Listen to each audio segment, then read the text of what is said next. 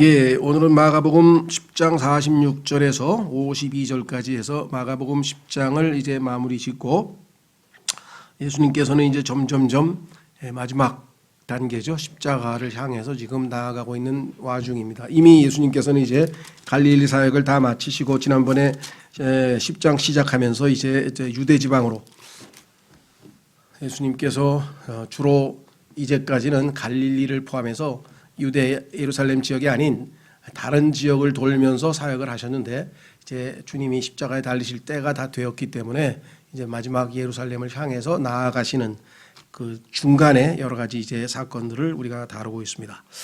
자, 오늘 이 마가복음 10장 46절에서 52절까지는 그 유명한 바디메오라고 하는 소경을 만나서 치유해 주시는 장면인데 뭐 이미 우리 이 복음성가에도 이 바디메오라는 이름이 자주 나오고 또 중창단 이름도 있고 뭐 하여간 그렇죠. 그러니까 성경에 나오는 그 유명한 이름들 중에 하나인데요. 바가 들어가면 아버지라 그랬죠. 아들, 누구누구의 아들. 그래서 여기 디메오의 아들 이렇게 되죠. 바, 예수의 아들. 그래서 바자가 들어가면은 그런 뉘앙스를 가지고 있다라고 말씀을 좀 드렸고요. 자, 어쨌거나 46절서부터 52절까지 먼저 하나님의 말씀을 낭독하고 그다음에 하나하나 자세히 살펴보도록 그렇게 하겠습니다. 이 10장 46절 그들이 여리고에 이르니라. 그분께서 자기 제자들과 많은 수의 사람들과 함께 여리고에서 나가실 때에 디메도에 여기 나와 있네요. 그래서 바디메오죠.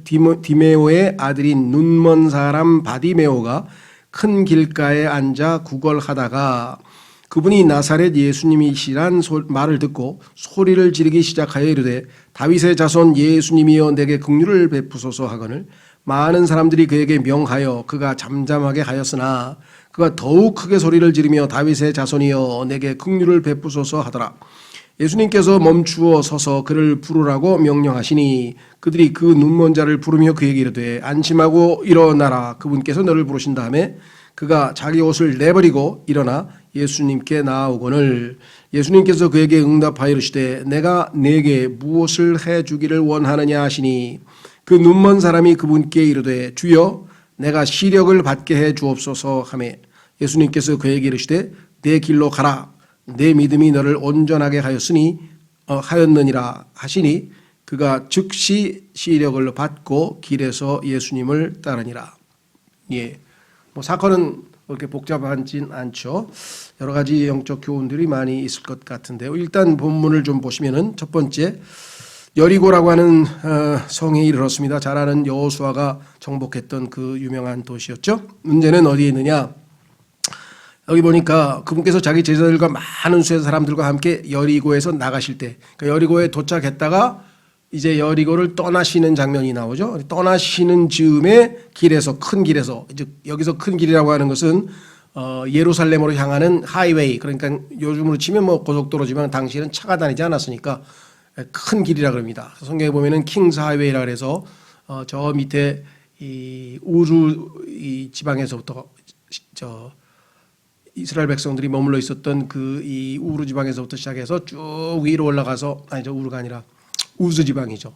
그래서 예수 그리스도께서 재림하실 그 통로를 따라 유대인들이 그러니까 출애굽을 한 이후에 광야에서 방황을 하다가 이제 마지막 단계로 여리고로 들어가는 그 길을 옛날에 소위 말하면 무역로인데 그 무역로의 이름이 킹스 하이웨이입니다. 왕의 대로라 이렇게 붙이고 구약에서 찾아보면 예수님께서는 그 길을 따라서 이제 예수님이 왕이시니까 결국 재림하시는 그 여정이라 그러죠. 예수님의 재림의 여정은 거기서 시작해서 이제 예루살렘 지금 앞에서 여리고에서 요단강을 건너서 예루살렘으로 입성하시는 것으로 이렇게 되어 있는데 자, 뭐 그 재림의 여정은 또 나중에 기회 있을 때 하고요.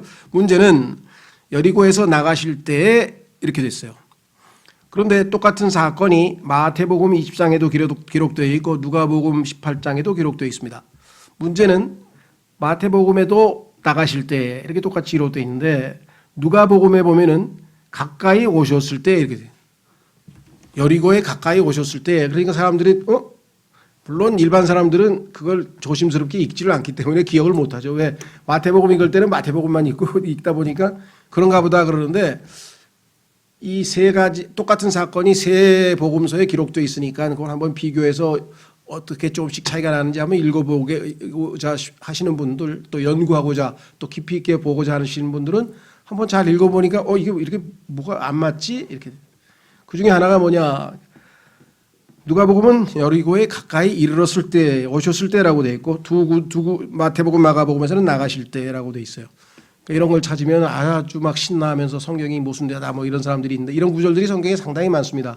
근데 이것은 우리가 잘 정확하게 이해를 못해서 생기는 것이고, 알아보면 다 성경이 다 맞는 거죠. 왜냐? 여리고라고 하는 도시는 성경에 보니까 두 군데가 있어요. 그래서 구 여리고는 여호수아 때 멸망당해서 심판받았죠. 멸망당했던 그 도시를 얘기하고, 나중에 그 밑에 한 2km, 1.5km 밑에쯤에 한 2km 정도 밑에쯤에 그 아래쪽으로 예루살렘을 향해서 가는 쪽으로 헤롯이라고 하는 사람이 로마 시대에 새로 만든 신시가지라고 할 수 있는 신여리고라는 게 또 한 군데 있습니다. 그러니까 마태복음에서 보면은 예수님이 떠나실 때고, 누가복음에서는 신여리고 쪽에서 바라보면은 예수님이 여리고에 가까이 오실 때고, 그러니까 아무 문제가 없는 거예요. 뭐 예를 들면 뭐 경기도 광주를 떠나서 광주에 도착했다. 왜 광주를 떠났는데 왜 광주에 도착해? 광주가 우리도 또 전라도에 하나 있잖아요. 예를 들면 그 아무 문제도 없을 텐데, 우리는 만약에 그런 문장이 나오면 이건 뭐 둘 중에 광주가 있으니까 한쪽을 떠나서 한쪽으로 갔나 보다 이렇게 생각할 텐데, 성경적 배경이 없으니까 지리적인 지식이 없다 보니까 이런 오해가 생길 때가 있죠. 그래서 속된 말로 안심하고 믿으시면 됩니다. 성경엔 절대로 모순이 없어요. 모순이라고 찾아낸 거를 전부 다 모순이 아니라고 다 입증되어 있으니까 절대로, 모르면 좀 이상하다 뭐 그럴 수 있어요. 그냥 읽으면 모순처럼 보이는 구절들이 얼마든지 있을 수 있습니다. 또 한 가지는 마태복음에 보면은 소경이 2명인데 왜 마가복음에 1명이냐 뭐 이런 사람도 있어요. 그건 성경에 그런 경우가 많아요. 2명인데 그 중에서 마가복음은 바디메오라고 하는 한 사람에 대해서만 집중적으로 조명하고 있는 것이에요. 그렇죠. 그래서 이런 문제에 대해서는 뭐 우리야 하나님 말씀을 철떡같이 믿으니까 아무 문제가 안 되는데, 성경을 항상 이렇게 비딱한 눈으로 바라본 사람이 이렇게 질문하는데 막상 질문하면 우리가 답을 못하잖아. 이게 뭐야? 이렇게 되죠. 그래서 그런 것들에 대해서는 우리가 좀 상식적으로 알고 있으면 답을 할 수가 있다. 이렇게 좀 말씀을 좀 드리고요. 자, 그 다음에 여기 뭐 내용을 보니까 이 사람이 다윗의 자손 예수님이라고 부르는 걸 보니까 유대인들이 메시아를 부를 때 칭호가 다윗의 자손이죠. 그래서 여기는 우리가 1차적으로 유대민족 당시에 영적으로 하나님 앞에 온당하지 못한, 합당하지 못한 그런 상황에 놓여 있던 우리가 표현하자면 영적 소경인 상태가 되어 있었던 이스라엘 민족을 대표하는 사람으로 이 사람이 뽑힌 거죠. 그래서 이스라엘 민족이 예수 그리스도가 오셨는데도 불구하고 자기의 메시아를 알아보지 못하였다라고 요한복음 1장에 써 있죠. 그 덕분에 이제 유대인 이외의 모든 사람들, 누구든지 예수님을 영접하는 사람들은 다 구원을 베풀어 주신다라고. 그래서 로마서 11장에 보면은 예수 그리스도를 유대인들이 거부한 덕분에 그 혜택이 우리 이방인들에게로 넘어왔다라고 성경은 분명하게 말씀을 하고 있죠. 자, 그래서 이것은요, 이스라엘의 영적인 소경 상태에 대한 언급이다. 그런데 이들이 예수님께서 다시 오실 때 되면 영적인 시력을 회복하고 회개하고, 그렇죠? 돌아서서 예수님을 알아보게 됩니다, 이제. 그래서 예수님을 맞이하게 되죠, 재림하실 때에는. 그래서 그와 같은 것들을 염두에 둔다면, 이게 나중에 이스라엘 민족이 결국은 예수 그리스도로부터 시력을 회복해서 예수님을 신실하게 따르는, 그래서 본래의 하나님께서 유대인들에게 맡기신 본래의 책무를 이제 수행하게 될 그런 자격을 획득하게 되겠구나. 그것을 지금 예언적으로도 우리에게 보여주는 것이다. 한번 우리가 확인을 해보시면 충분히 이해하실 수가 있겠죠. 그렇죠? 로마서 11장 25절로 가보겠습니다. 로마서 11장 25절에 가면 사도 바울이 유대인들이 지금 현재 왜 영적으로 소경이냐 써 있어요. 유대인들은 지금 현재 영적으로는 소경이다.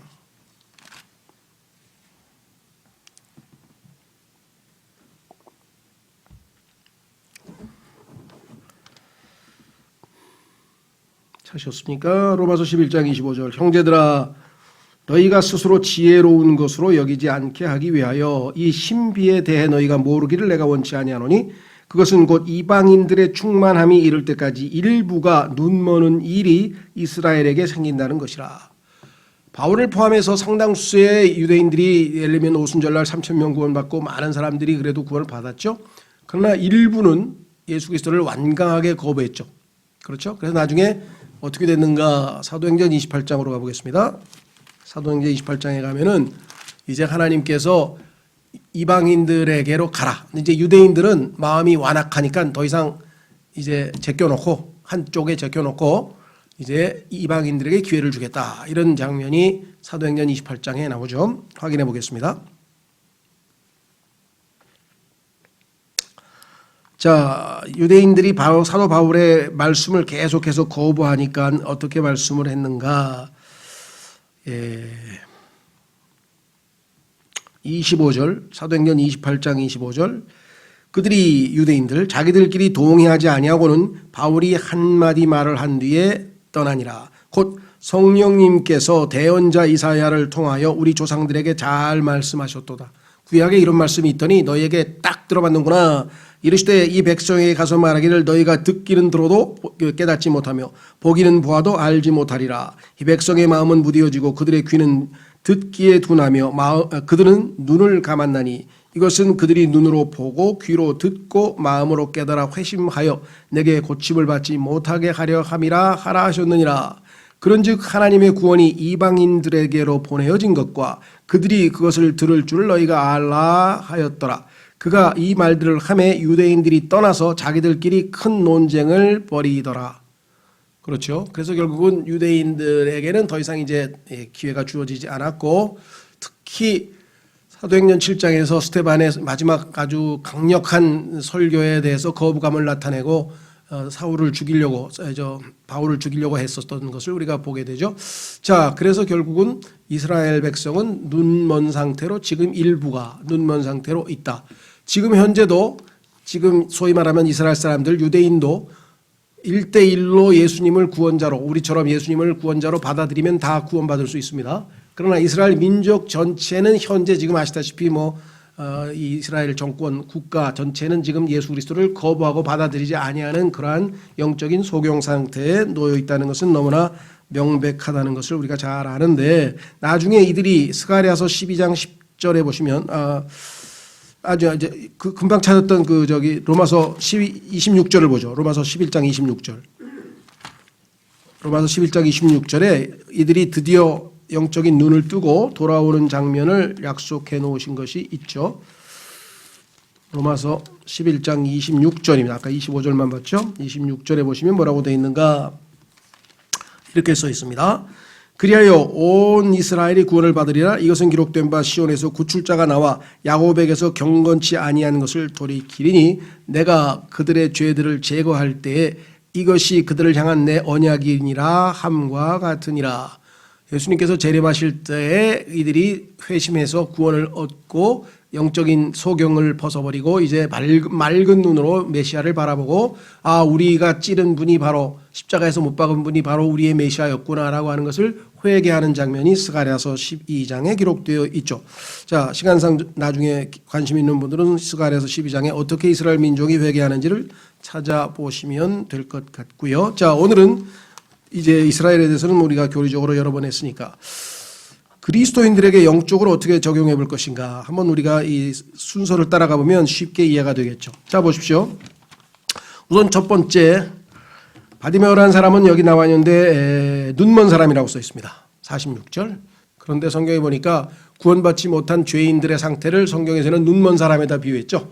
영적으로 눈이 멀어서 보지 못하는 사람. 그렇죠? 그래서 어둠의 왕국에 속한 사람이라고 성경이 얘기했고, 영적인 소경에 해당하는 사람이 바로 우리들이었다.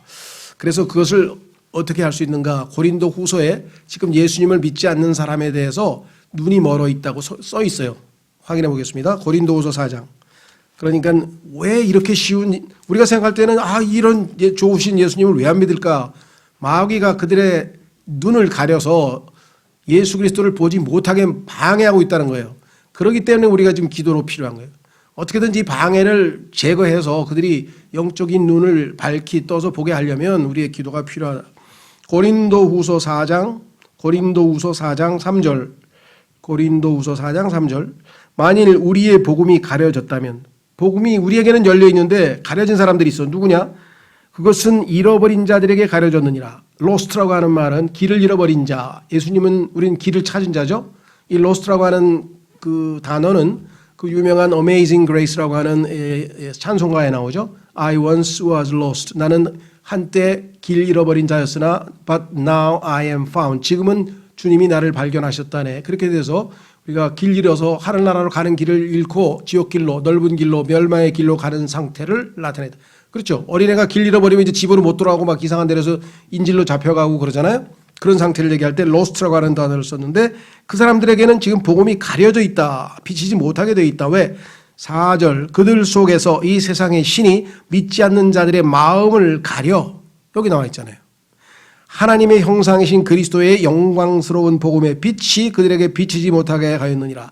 그들은 영적인 소경이기 때문에 마귀가 지금 방해를 해서 지금 보이질 않는다. 영적으로 암흑세계에 있다. 그들의 understanding, 지각이 darkened, 어두워졌다라고 에베소 4장에 써 있어요.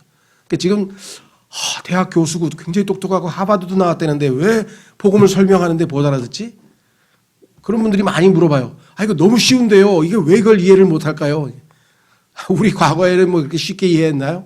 똑같죠. 우리도 영적으로 소경일 때는 우리도 당연히 못 알아들은 거고 당연히 성령께서 오셔서 조명, 일루미네이션, 빛을 비추셔서 아 그렇구나 라고 하는 것을 통해서 우리의 어두워졌던 지각이 열리는 거죠. 그렇죠? 자, 그래서 영적으로 적용해 보면 우리도 과거에는 영적 소경이었다. 두 번째 우리의 옛 모습은 뭐냐? 여기 보니까 50절에 자기 옷을 버리고 그랬는데 이 옷은 아마 구걸할 때 입는 옷이니까 더러웠죠. 왜? 구걸하다고 46절에 써 있잖아요. 큰 길가에 앉아 구걸하다. 구걸하는 사람 누구죠? 거지죠, 거지. 그럼 우리도 거지였냐? 그렇죠. 우리도 거지였죠. 성경에 보니까 저는 예전에 그래도 안 그랬는데요. 성경에 보니까 우리의 의, 인간의 의는 자기 의, 우리의 인간의 의는 다 더러운 누더기 같다라고 이사야서 64장 6절에 써 있어요. 예전에 도덕적으로 살고 나름대로 살고 뭐 유교를 따라서 살고 양심을 따라 살고 해봐야 하나님 보시기에는 그것이 다 더러운 누더기 같은 우리의 의에 불과한 것이었다. 그래서 하나님 보시기에는 우리는 다 더러운 거지였어요. 누더기를 걸친. 그래서 예수님을 만나자마자 어떻게 했어요? 예수님으로 옷 입었어요. 이것을 성경에서 구원의 옷이라. 구원의 옷을 예수 그리스도로 덧입혀서 이제는 하나님께서 우리를 볼 때 거지로 안 보고 예수님처럼 보고 왜 예수님으로 우리가 옷 입었다고 갈라디아서 3장에 기록되었기 때문이죠. 자, 그래서 우리는 거지였다. 그랬습니다. 세 번째로 구원을 받는 세 번째는 뭐냐? 들어야 돼. 47절. 그들이 나사렛 예수님이시라는 말을 듣고 소리를 지르기 시작하이르되 다윗의 자손 예수님이여 내게 긍휼을 베푸소서 하거늘. 예수님에 대한 소문을 들어야 돼. 예수님이란 분이 있는데 그분이 원래 하나님이셨는데 인간이 되셔서 오셔서 죄인들의 죄값을 치르기 위해서 십자가에서 처참하게 죽으셨다고 하더라. 그리고 부활하셔서 지금 살아계셔서 성령님을 보내서 많은 사람들이 언제든지 예수님을 믿고 돌아오기를 하면서 지금 두 팔을 벌리고 기다리고 계신다고 성경에 써 있더라. 그렇구나. 그렇죠? 그래서 예수님에 대해서 일단 들어야 돼요. 왜? 믿음은 들음에서 난다고 했기 때문에. 들었죠? 네. 소문을 듣고 어떻게 됐어요? 반응을 올바르게 했죠. 주여! 하고 이제 예수님을 지금 부르고 있어요. 그렇죠? 다윗의 자손 예수님이여 내게 긍휼을 베푸소서 하거늘. 자, 그래서 세 번째는 예수님을 불렀다. 그래서 누구든지 주의 이름을 부르는 자들은 구원을 받는다고 성경에 써 있잖아요. 그렇죠? 그 유명한 강도, 오른쪽에 달렸던 강도 한 사람이 뭐라고 얘기했습니까? 주여, 주의 왕국에 임하실 때에 나를 기억하옵소서라고 얘기를 했죠. 그래서 정말 예수님이 돌아가시는 순간에 정말 구원받는 아주 극적인 아주 모습을 보였는데 예수 그리스도의 오른쪽에 있는 그 사람은 그 강도는 주여라고 예수님을 신앙 고백을 한 사람은 구원받은 사람을 예표하는 인류고 반대편에 있는 예수 그리스도를 거부한 자는 지금 믿지 않는 하나님의 진노가 그 사람 머리 위에 놓여 있는 인류를 대표하고 그래서 그 유명한 세 개의 십자가죠. 세 개의 십자가에서 가운데 계신 예수 그리스도의 십자가. 그렇죠? 예수님에게는 예수님 안에는 죄가 없죠. 원래 죄가 없으신 분이니까. 그런데 모든 인류의 죄를 예수님 위에다가 올려놨죠. 그렇죠? 그래서 예수님 그림에 딱 해서 영어로 on이라고 써서 on. 예수님 위에. 그런데 이쪽에 있는 사람은 뭐예요? 한 죄인은 속에도 죄가 있고 그 다음에 뭐예요? 바깥에도 죄가 있어요. 한쪽은 뭐예요? 속에는 죄가 있지만 위에는 죄가 없어요. 예수님께로 다 넘겨오기 때문에. 그래서 한쪽은 예수님을 받아들인 구원받은 사람이고 한쪽의 강도는 구원을 못 받은 사람을 예표하고 있습니다. 인류는 예수 그리스도 십자가에서 둘로 갈리는 거예요. 그렇죠? 영원한 구원을 얻은 죄인과 즉 구원받은 죄인과 구원받지 못한 죄인으로 갈리게 되는 것이 바로 십자가죠. 자, 그래서 여기 보시면 이제 예수 그리스도의 이름을 불렀는데 그때 어떻게 됐습니까? 예수님께서 49절에 예수님께서 멈추어 서서 그를 부르라고 명령하시니, 근데 그 가운데 하나 뭐가 있죠? 뭔 일이 있었습니까? 방해꾼들이 있었어요. 어떤 방해꾼들이 있었냐? 48절. 많은 사람들이 그에게 명하여 그를 잠잠하게 하였으나 그가 더욱 크게 소리를 지르며 다윗의 자손이여 내게 긍휼을 베푸소서 하더라. 예수님이 오셨는데 내 죄값을 치우시고 예수님을 만나면 구원을 받을 수 있다 하더라. 그래서 예수님을 찾아 나서려고 예수야 예수야 하고 부르니까 말도 안 되는 소리. 30배 이제 젊은 청년 30밖에 한 사람이 무슨 너를 어떻게 살리냐? 그런 사람부터 시작해가지고 야, 그 사람 예수 그 다윗의 아들이야. 다윗의 아들. 얘 유대인들의 메시아야. 너는 상관도 없어. 이방인이잖아. 뭐 그런 사람도 있을 것이고. 그렇죠? 뭐 하여간 베레벨 사람들이 하여간 예수 그리스도를 믿을 때 이런저런 하여간 방식으로 다양한 형태의 방해를 하게 됩니다. 그럼에도 불구하고 그는 마음속에 믿음이 있었기 때문에 부릅니다. 그렇죠?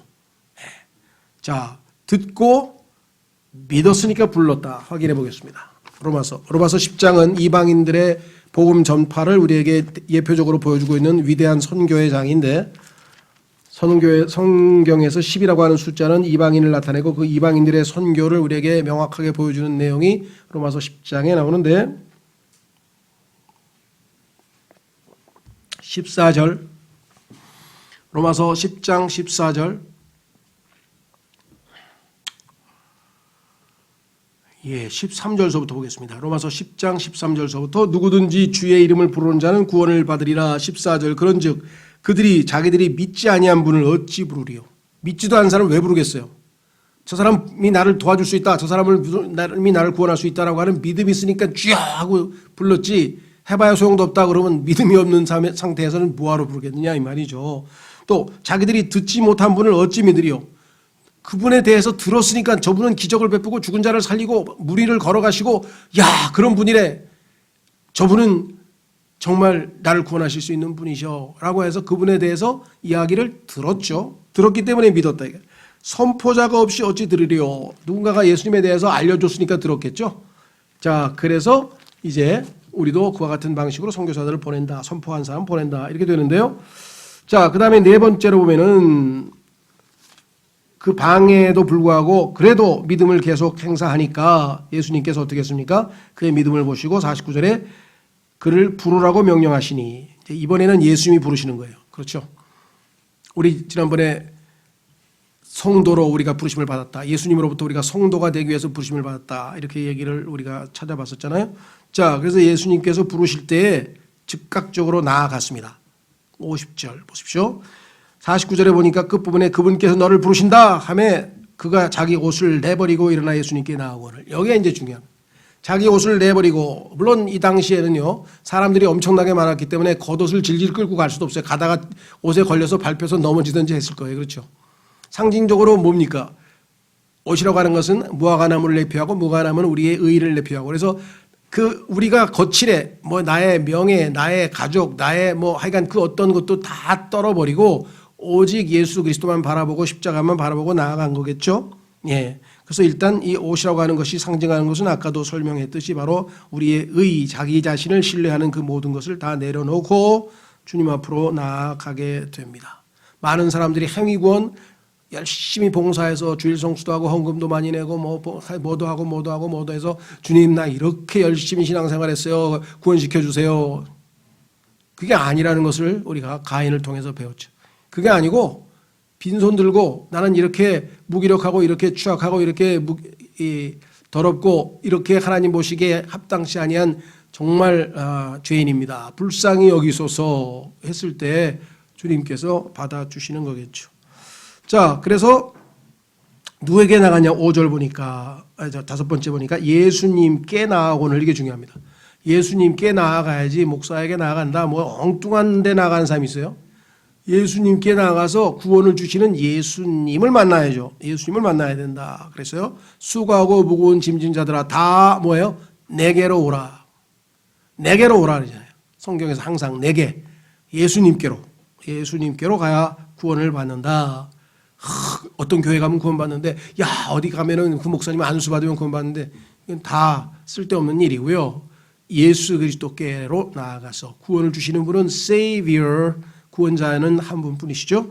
자, 예수님께 나아오거늘 예수님께서 그에게 응답하여 이르시되 내가 네게 무엇을 해주기를 원하느냐 하시니, 정말 아주 자상하시고 또 동정심이 많으시고 정말 이 죄인들을 사랑하시는 그 마음이 여기에서 아주 절절히 느껴질 수 있잖아요. 그렇죠? 그 불행한 그 사람에게, 그 처참한 처지에 놓여 있는 그 사람에게 내가 너에게 뭘 해주기를 원하느냐라고 말씀하시는데, 성경에 보니까 예수님께서는 항상 이와 같은 자들에 대해서 불쌍히 여기시는 마음을 가지셨다고 곳곳에서 언급하는 걸 우리가 목격할 수가 있죠. 자, 그래서 이렇게 이야기를 했습니다. 예수님께서 그에게 응답하여 이르시되 내가 네게 무엇을 해주기를 원하느냐 하시니 그 눈먼 사람이 그분께 이르되 주여 내가 시력을 받게 해 주옵소서. 자, 성경에 보니까 너희가 눈이 있다고 하지만 보지 못하고, 그렇죠? 우리가 실제적인 신체적인 눈을 가지고 있는데 눈에 보이는 이 현상 이외에 뒤에 있는 영적 사실들, 영원한 세계, 보이지 않는 영의 세계를 전혀 보지 못하니까 지금 예수님이 누구신지도 못 알아본 거 아니겠어요? 그렇죠? 아, 나사렛 예수 아니야? 저 목수 아니야? 아, 저 누구 집 아들이야? 그것밖에 몰라요. 영적인 눈을 떠야 비로소 그분이 온 우주 만물의 창조주이신 것을 알게 되는 거죠. 그래서 그 순간 어떻게 했어요? 도마가 눈을 뜨기 전에는 뭐예요? 전혀. 그런데 눈을 뜨자마자 나의 주, 나의 하나님이요 라고 하는 놀라운 신앙 고백을 의심 많은 도마도 하게 되는 것을 우리가 성경을 통해서 확인해 볼 수가 있습니다. 그 눈먼 사람이 그에게 이르되 뭐라고 했어요? 누구든지 성령으로 말미암지 않냐고는 예수님을 주라 부를 수 없다. 주여. 오른 그 달렸던 강도도 뭐예요? 주여, 오늘 내가 주와 함께 나를 주님의 왕국에 있게 하소서. 십자가에 달린 30세 유대인 청년, 유다 지파의 청년, 다윗의 가문에 살던 한 청년, 목수였던 청년이 주님이다 이게. 온 우주 만물의 주인이시다 이거예요.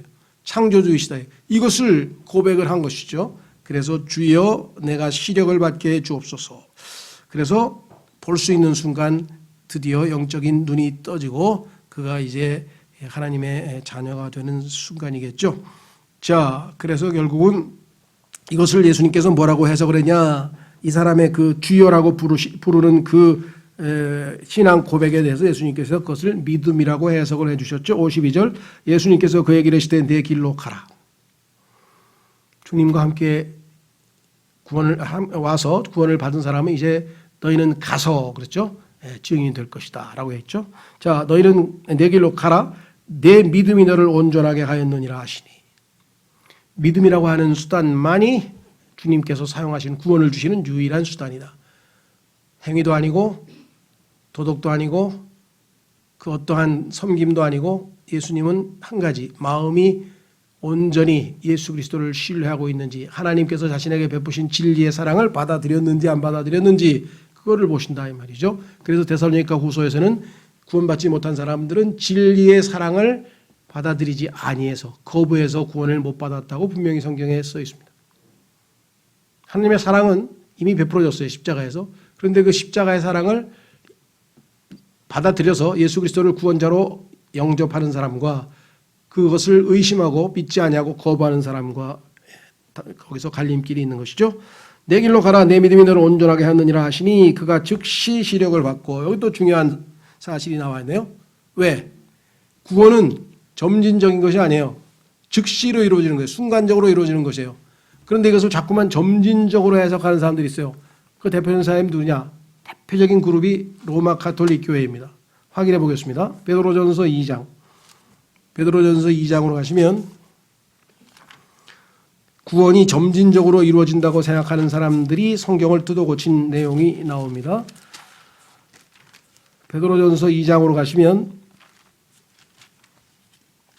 로마 가톨릭 신자들 중에서 그래도 제법 성경을 읽는 분들은 이 구절을 개신교 성도들을 비판하는데 자주 사용을 합니다. 뭐 성경을 안 읽는 사람이야 뭐 어차피 모르는 거니까. 그러나 그래도 성경 공부하는 사람은 이 구절을 들이대요.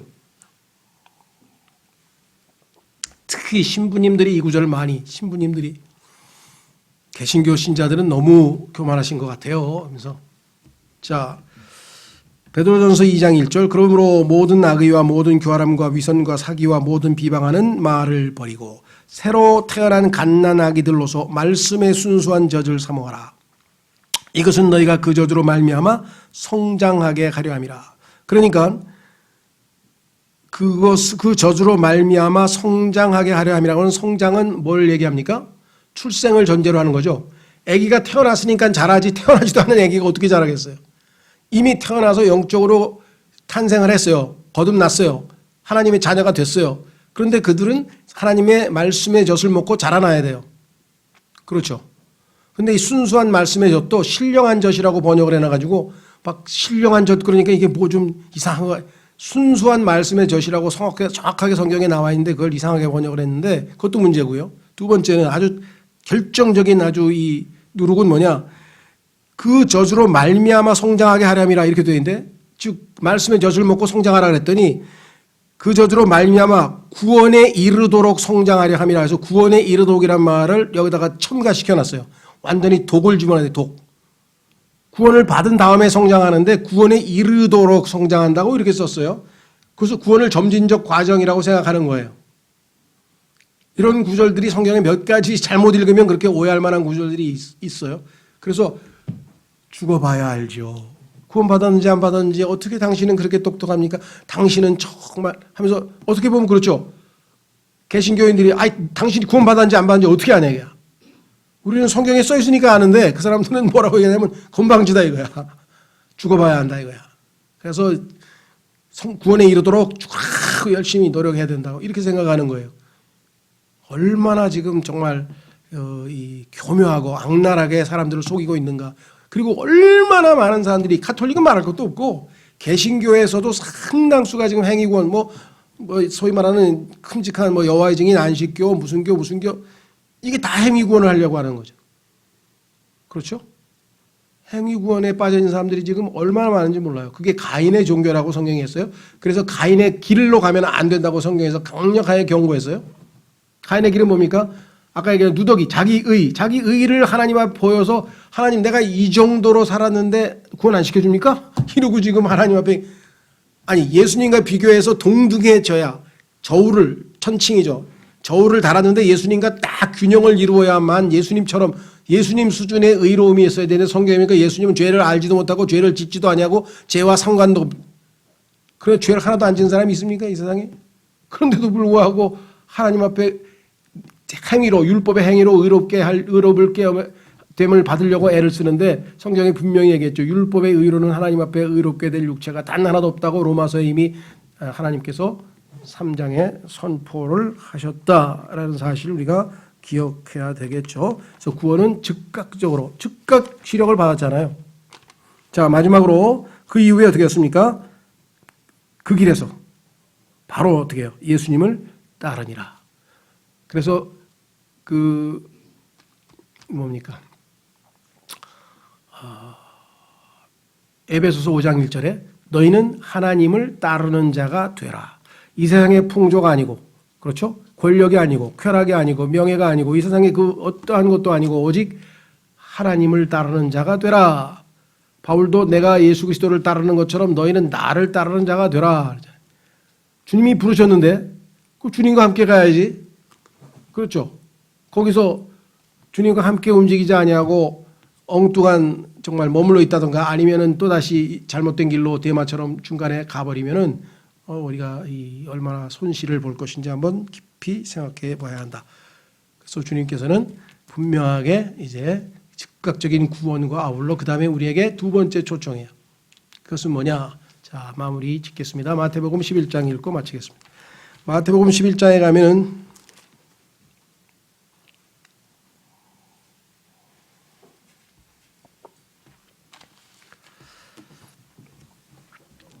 (28절에) 수고하고 무거운 짐진 모든 자들아 너희는 내게로 오라. 여기 나왔잖아요. 내게로 오라. 그래서 내게로 왔잖아요. 아까 그 바디메오가. 그래서 어떻게 됐어요? 내가 너희에게 안식을 주리라. 그래서 하나님과 화평을 누르고 믿음으로 의롭게 됐어요. 근데 거기서 그친 게 아니라 그 다음에 이제 주님을 따라야 되잖아요. 그 따르는 길을 뭐라고 하느냐? 29절에 나는 마음이 온유하고 겸손하니 너희 위에 내 멍에를 메고 내게 배우라. 이제까지는 마귀와 함께 동행했는데 마귀의 멍에를 메고 마귀와 함께 동행했는데 그게 아니고 이제는 내 멍에를 메고 내게 배우라. 마귀의 멍에는 얼마나 짐이 무겁고 얼마나 힘든지 몰라요. 우리를 아주 그냥 얼마나 심하게 부려먹는지 모르는. 근데 예수님 뭐라고 얘기했어요? 내 멍에는 어떻다고요? 쉽고 30절. 그 다음에 내 짐은 가벼우니라.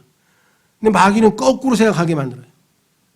야, 네가 어떻게 십자가의 길을 가? 네가 십자가의 길이 굉장히 힘든 것처럼 지금 사람들에게 생각했잖아요. 그죠? 근데 십자가의 길은 사실은 알기만 하면 제대로 믿기만 하면 아주 쉬운 길이에요. 왜? 옆에 예수님이 가잖아. 그럼 예수님과 함께 명예를 매면 전능하신 예수님이 옆에 한쪽에 가고 나는 옆에서 보조만 맞추면 되는데 뭐가 그렇게 어려워요? 마귀하고 가면 반대지. 마귀는 혼자서 천천히 가라고. 야, 네가 지고 가. 혼자서 죽을 똥말똥하고. 근데 사람들은 예수님의 십자가를 그냥 거기서 겁부터 먹게 만드는 거예요. 근데 예수님이 쉽게 설명했잖아요. 내 멍에는 쉬워. 내 십자가는 쉬워. 그다음 어떻게 됐어요? 내 짐은 가벼워. 죄의 짐보다 훨씬 가벼워. 그래서 예수님께 맡기는, 즉 믿음으로 살면, 맡기는 걸 알면, 말씀드렸죠. 어떤 시골 아주머니가 그냥 막 짐보따리를 지고 그냥 막 이고 낑낑거리면서 가니까 옆에 가던 아저씨가 트럭 몰고 가던 아저씨가 아주머니 타세요. 그래서 탔어. 그랬더니 거기서 계속 낑낑 매고 있는 거야. 아주머니 내려놓으세요. 차를 타고 가는데 왜 머리에다가 그걸 계속 이고 있어요? 그게 종교 생활하는, 갈라디아서에 나오는 종교 생활하는, 의무 지키고 뭐 해야만 한다, 뭐 해야만 한다, 뭘 치마를 입어야만 된다, 뭘 어떻게 무슨 주일에 주일 성수를 해야만 한다, 뭘 해야만 한다라고 해서 율법을 지킴으로써 자기가 완전해지고자 하는. 그래서 그것을 갈라디아서 3장에서는 너희는 왜 성령으로 시작했는데 육체로 완전해지려고 하느냐? 예수님께서 주신 자유를 누리라. 내려놓고 자유를 누려야 될 거 아니에요. 아이고 감사해라 하고 옆에다 내려놓고 편히 쉬어야 될 거 아니겠어요? 그렇죠. 예. 자, 그래서 우리는 예수 그리스도를 따르고 십자가를 가는 것이 알면 쉬운 거고요. 모르면 그 아주머니처럼 계속해서 지고 가면 얼마나 힘들겠어요. 그렇죠? 예. 자, 그래서 오늘은 이 바디메오를 통해서 이스라엘의 미래에 대해서뿐만 아니라 우리 그리스도인들에게 있어서의 구원의 그림을 명쾌하게 보여주고 있다. 정말 다시 한번 우리가 복음을 확인하는 복된 시간이 되셨을 것이라고 생각하고 하나님께 시간에 감사하는 기도를 드리겠습니다.